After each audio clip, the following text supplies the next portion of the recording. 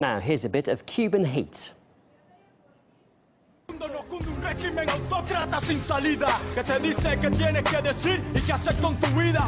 La herida cada vez más crece, agota con la realidad. Que me censuren y repriman, voy a seguir diciendo la verdad.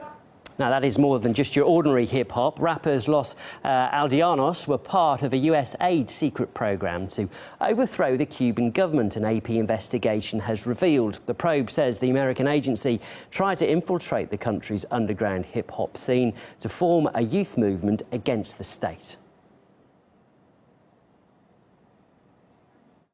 I wasn't quite clear what his intentions were, but it seemed like he was part of what I was trying to avoid, which was political manipulation of Los Aldeanos.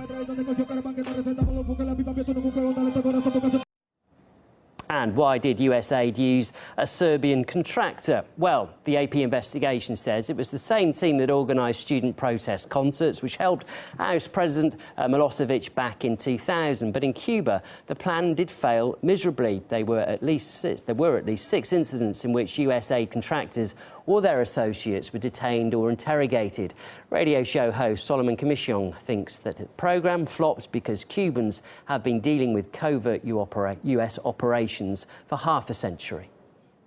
I think the Cubans have been, they tend to be a lot more prepared than a lot of folks from other countries in regard to this, just because they've been dealing with the US trying to destabilize them since 1959, since their revolution. Whether it was the Bay of Pigs in 1961, and having to beat back all these, CIA operatives, or whether it's, the different the hundreds of assassination attempts on Fidel Castro's life, or a number of other things that the U.S. has tried to do through the CIA in terms of destabilizing that country in general. With this one, the U.S. was tapping into hip-hop, tapping into rap music, which is interesting because it's ironic that hip-hop music came out of oppressed communities within the U.S. who are oppressed for generations, and this was a music that was created by black and brown youth to raise their voice against marginalization, by mainstream America.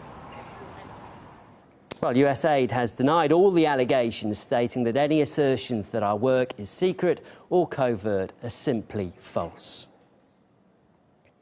But a US senator has already called the operation to overthrow the Cuban government with hip-hop music reckless and stupid.